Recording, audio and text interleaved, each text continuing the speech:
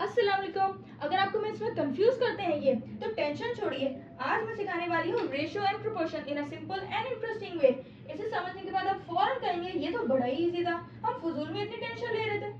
So let's start the lecture. Ratio से start करते हैं। Ratio means comparison, मवाजना।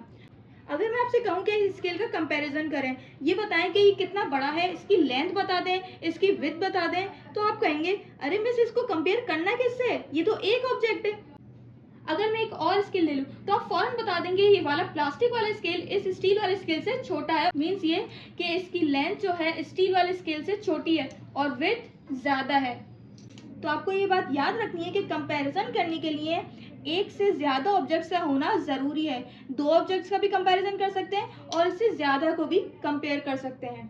एक और भी बात आपको याद रखनी है कि comparison between the objects must be of same unit. Means जब भी हम कंपैरिजन करेंगे, रेशो निकालेंगे, सेम यूनिट होना चाहिए। लाइक मैं इन स्केल्स को कंपेयर करूं तो इसकी हाइट को इसकी हाइट से ही कंपेयर करूंगी और इसके वेट को इसके वेट से कंपेयर करूंगी। ऐसे नहीं कि इस स्केल की हाइट कंपेयर करूं किससे, इस स्केल के विड्थ से, तो ये रॉन्ग हो जाएगा। तो ये जो कंपैरिजन है यही रेशो है। सपोज दो बच्चे हैं, अली और समद। दोनों कैंडीज लेने गए तो अली ने 2 कैंडीज खरीदी और समद ने 4 कैंडीज खरीदी। तो क्या हम ये कह सकते हैं कि अली के पास समद से हाफ यानी आधी कैंडीज हैं, क्योंकि 4 का हाफ तो 2 ही होता है ना। और हम ये भी कह सकते हैं कि समद के पास अली से डबल कैंडीज हैं। तो ये कंपैरिजन है, इसी को रेशो कहते हैं और इनको हम इन डॉट से रिप्रेजेंट करते हैं जिनको कहते हैं इस टू। तो 2:4 का रेशो अली और समद के कैंडीज के बीच में।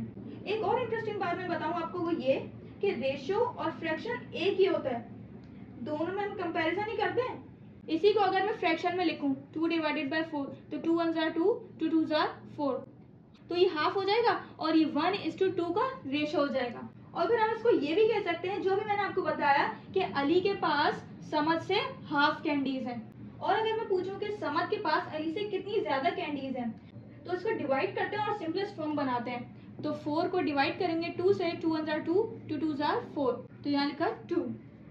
तो समद के पास अली से डबल कैंडीज हैं। अब बताती हूँ प्रोपोर्शन। अभी हमने रेशो में सीखा कि 2 यूनिट के कंपैरिजन को कहते हैं और प्रोपोर्शन कहते हैं 2 रेशो के कंपैरिजन को। लेट्स सपोज इसी एग्जांपल से मैं आपको एक्सप्लेन करती हूँ। अली के पास 2 कैंडीज थी और समद के पास 4 कैंडीज थी। इन दोनों का रेशो था। अब 2 और बच्चे हैं, महा और उमैमा।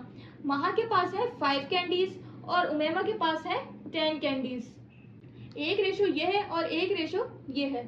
तो जब हम इन दोनों रेशो का कंपैरिजन करेंगे तो उसको कहते हैं हम प्रोपोर्शन। देखिए इन दोनों को कंपैरिजन करते हैं, इसका क्या आया था 1:2, तो इसका भी क्या है 1:2। तो जब 2 रेशोज का कंपैरिजन करें और वो इक्वल आए तो उसको कहते हैं प्रोपोर्शन। जैसे कि मैंने 1:3 लिया और प्रोपोर्शन किया किसके साथ 6:18। तो अब इन दोनों का कंपैरिजन करते हैं। अगर मैं इसको कैंसिल करूं और इसका आंसर ये वाला बन जाए तो इसका मतलब वो प्रोपोर्शन हो जाएगा। तो 6 1 जार 6, 6 3 जार 18। तो देखें ये भी 1:3, तो ये इसके इक्वल हो गया, ये दोनों रेशो इक्वल हो गए, तो इसका मतलब ये प्रोपोर्शन है। तो दैट्स इट फॉर टुडे। अगर वीडियो पसंद आई हो तो लाइक कर देगा और काइंडली चैनल को सब्सक्राइब करें ताकि मुझे मोटिवेशन मिले और मैं आपके लिए और भी इस तरह की वीडियोस बनाऊं। नेक्स्ट वीडियो में इससे रिलेटेड क्वेश्चंस को सॉल्व भी करूंगी और अमेजिंग ट्रिक्स भी सिखाऊंगी।